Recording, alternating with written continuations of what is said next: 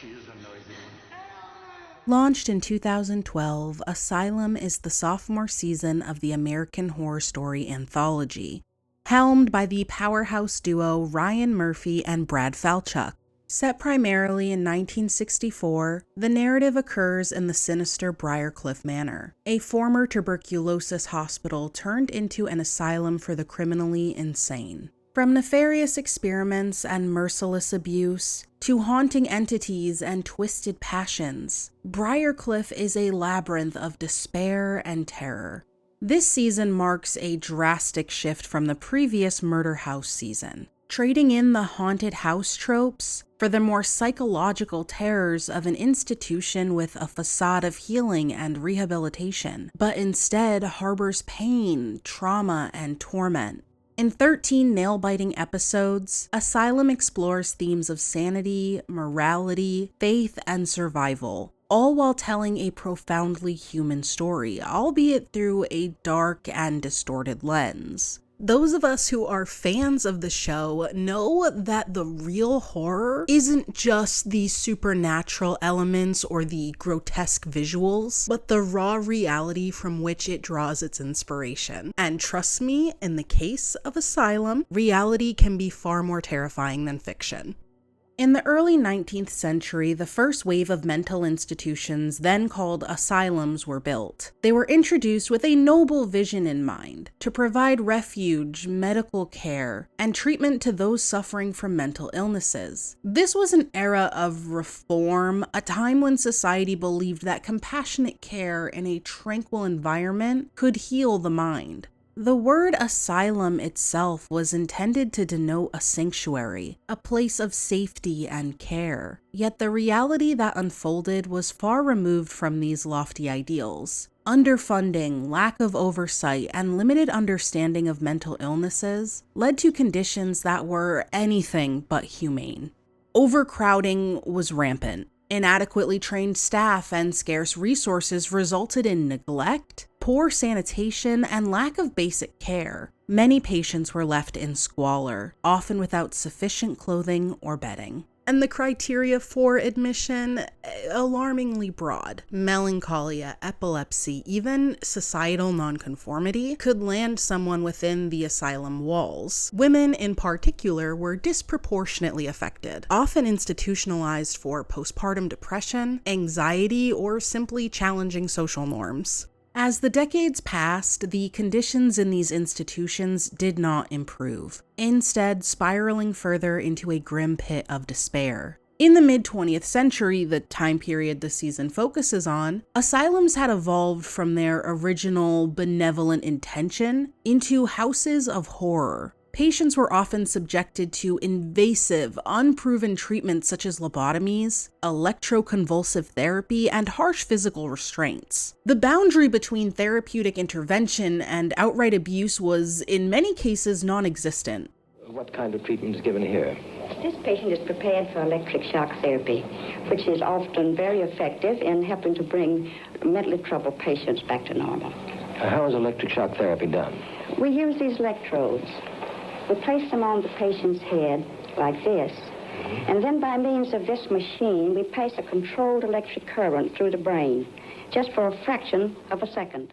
One name in America's mental health history is etched with infamy, whose inhumane conditions and brutal practices sent shockwaves throughout the nation: Willowbrook State School.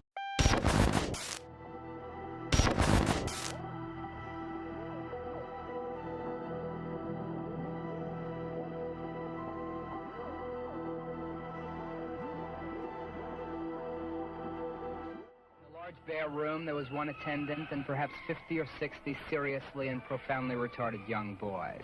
Many of them were naked, some were smeared with their own feces, all were just rocking back and forth or smashing their heads against the floor and wall. This summer, another retarded child broke a leg. He was taken from Willowbrook to the public service hospital on Staten Island where a cast was put on. The child was then taken back to this ward at Willowbrook to recuperate. When he was returned to the public health hospital to have the cast removed 3 months later, the nurses there were horrified to discover that the cast had been rotted by the boy's own urine. When the cast was finally removed, it was found to be infested with maggots.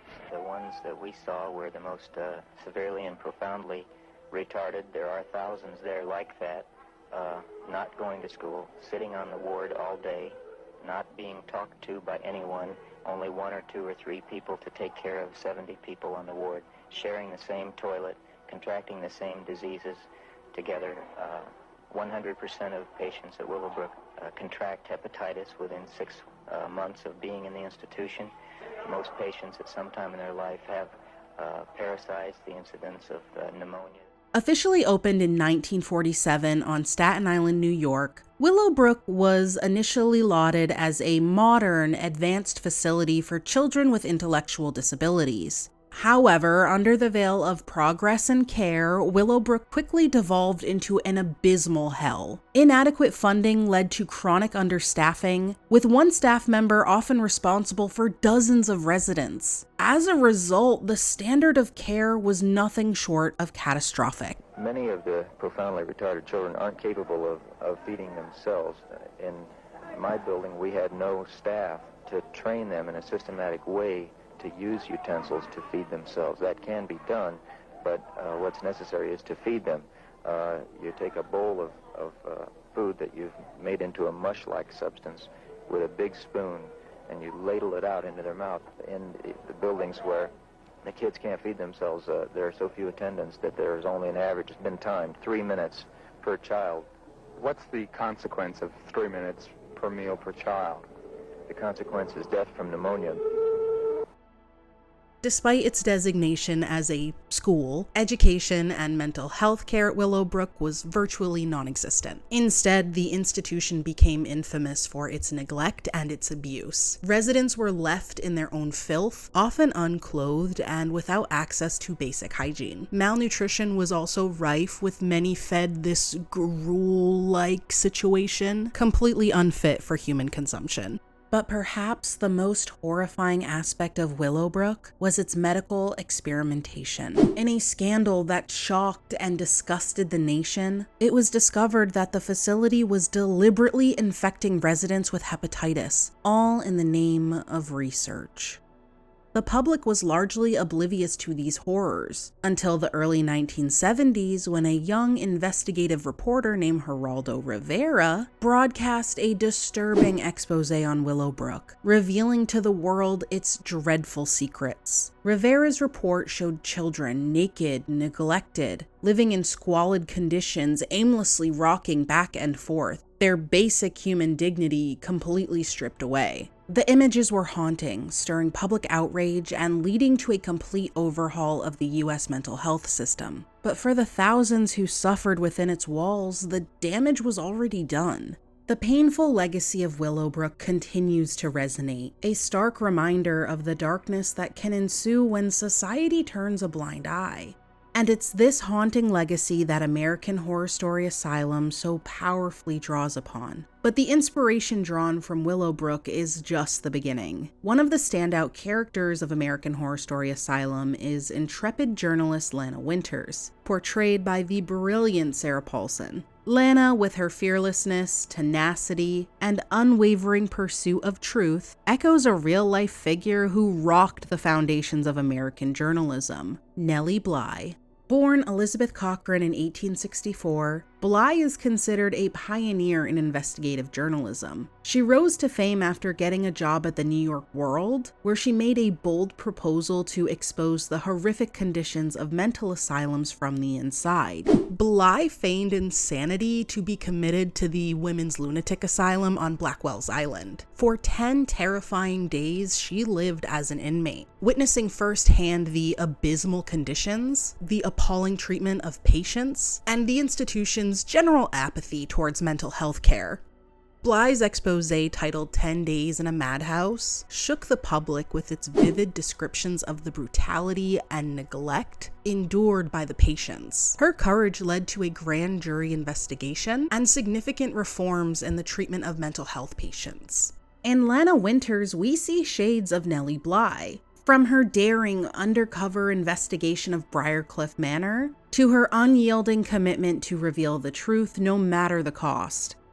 And of course, we have to talk about Kit and Alma Walker. The couple's chilling encounter with extraterrestrials is one of the more fantastical elements of Asylum, but their story is grounded in a real-life event that absolutely mesmerized the UFO community. Kit and Alma's characters are inspired by Betty and Barney Hill, a couple from Portsmouth, New Hampshire. The Hills made headlines in the 1960s after they claimed to have been abducted by extraterrestrials. On the night of September 19, 1961, while driving back from a vacation in Niagara Falls, the couple reported seeing a bright object in the sky. The object rapidly descended towards their vehicle, prompting Barney to stop the car and take a closer look through binoculars. Binoculars, what a throwback. According to the Hills, they saw humanoid figures aboard the craft. Panicked, they drove off only to feel this odd tingling sensation, and the couple realized that they had driven 35 miles with no memory of doing so. The missing time led the Hills to seek help from a psychiatrist, who used hypnosis to help them recall the events. Under hypnosis, both Betty and Barney detailed an account of being taken on an alien spacecraft and subjected to medical examination. We're driving along, and all of a sudden, without any warning or any reason or rhyme or anything, Barney made a left-hand turn to the highway, and we went onto this narrow road. I was wondering what he was doing down here, but he wasn't saying anything, and I wasn't. I figured, well, maybe we're lost, but so what? We'll come out somewhere. And we're going along, and there was a sharp curve in the road, and there was these men standing in the highway, and I wasn't too afraid when I saw them. And they were just, you couldn't get a good look at them. But then I thought, well, you know, are they in a car and the car broken down, or what are they doing there? He stops the car, and these men started to come up to the car.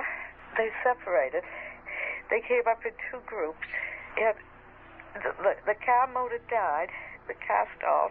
And I think, well, I can get away from this. If I get the car door open, I can run in the woods and hide. And I just put my hand on the car door and open it.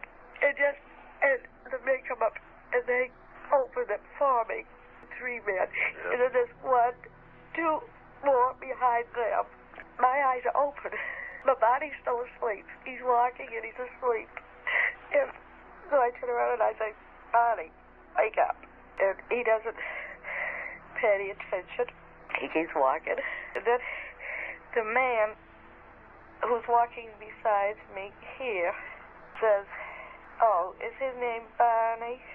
And I turn around and I looked at this man, and I figured it's none of his business.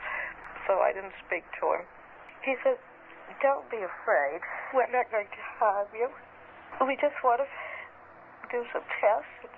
When the tests are over with, we'll take you and Barney back and put you in your car.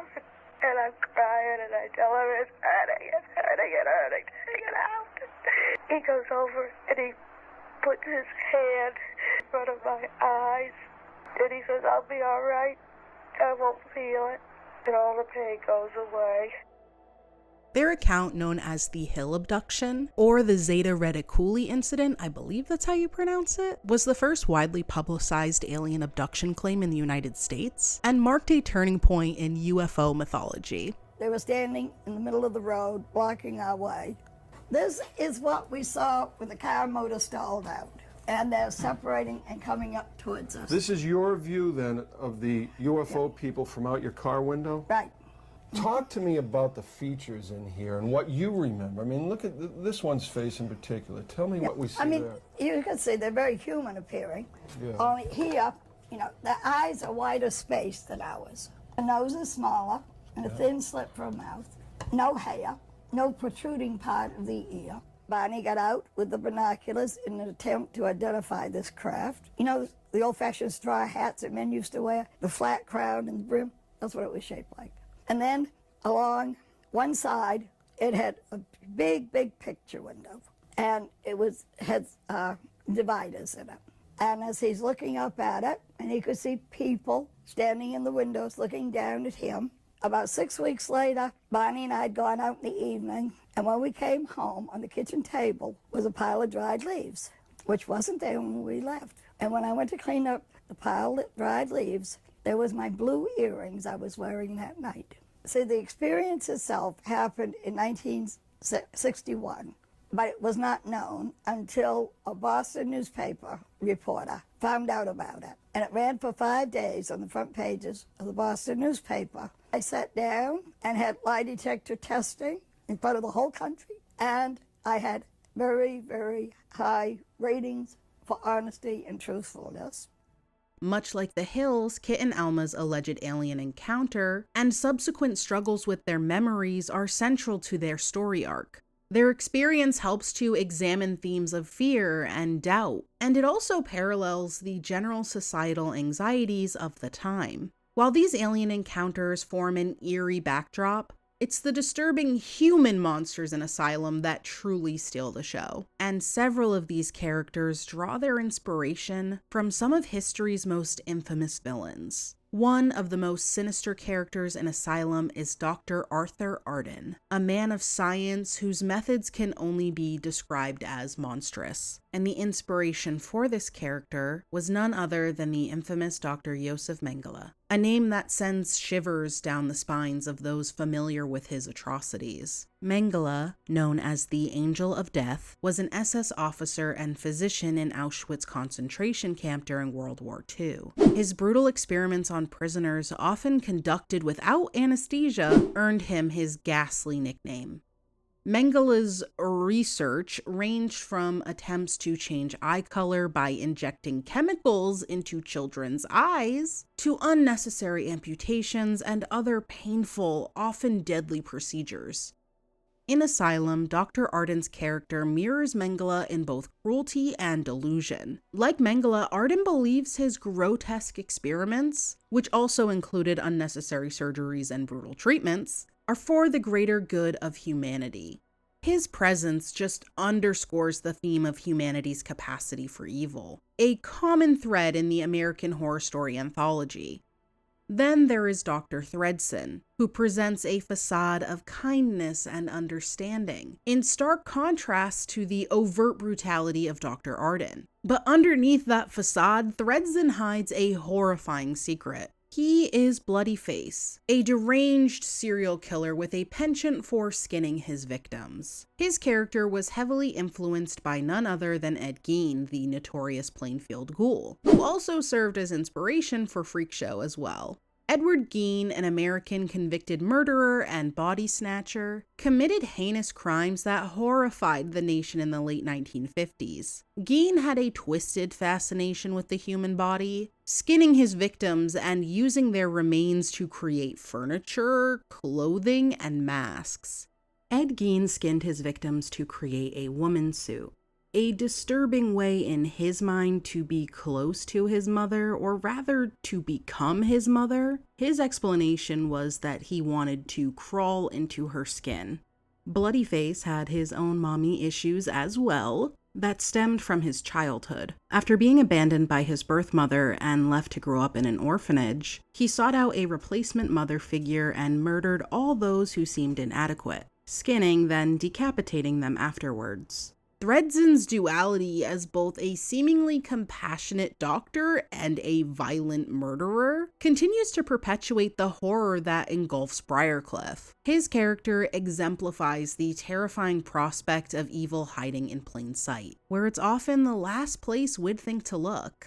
Moving on, Grace Bertrand, who committed a crime, I'll get into that in a moment, came to Briarcliff with a cloud of suspicion hanging over her. She claims to be innocent, blaming her crime on a man who broke into her family home. But as her story unravels, we learn that Grace murdered her father and stepmother with an axe. claiming it was retaliation for their sexual abuse. Although not exactly the same, this seems heavily inspired by Lizzie Borden, which, shameless plug, I did do a video on Lizzie Borden like 2 years ago, maybe more. So I don't know what that quality's like, but I did do a video on it if you would like to check that out. But anyways, the summary of it, Lizzie Borden was accused of axing her father and stepmother to death in their Massachusetts home in 1892. Lizzie, like Grace, claimed innocence. And while Lizzie was ultimately acquitted due to lack of evidence, doubts about her guilt have lingered for well over a century. And the parallels between Lizzie and Grace don't stop at their alleged crimes. And in this instance, this is also alleged because all we can do is allege with Lizzie Borden, but many believe, like Grace, she was trapped in an abusive household. So while either actual or alleged, their acts can be seen as a desperate attempt to regain their autonomy. Many of the themes and visuals in Asylum borrow heavily from classics of the horror genre. For example, the role of the church and the presence of demonic possession draw clear parallels with films like The Exorcist and Rosemary's Baby. In summary, American Horror Story Asylum takes us on a chilling journey through time and character, weaving together tales inspired by some of the darkest corners of history. The show creators' ability to take elements from real-life tragedies and infuse them into a narrative of fiction serves as a stark reminder of the horrors that have unfolded in our history, while also providing commentary on societal issues that still resonate today. While it's true the show can be a whirlwind of horror tropes and crazy visuals, it is the undercurrent of truth that sets American Horror Story apart, and that is why I love doing these videos. By grounding itself in the shadows of our collective past, American Horror Story Asylum holds up a mirror to society's fears, prejudices, and forgotten horrors, reminding us that sometimes the most terrifying stories are ones that are drawn from reality.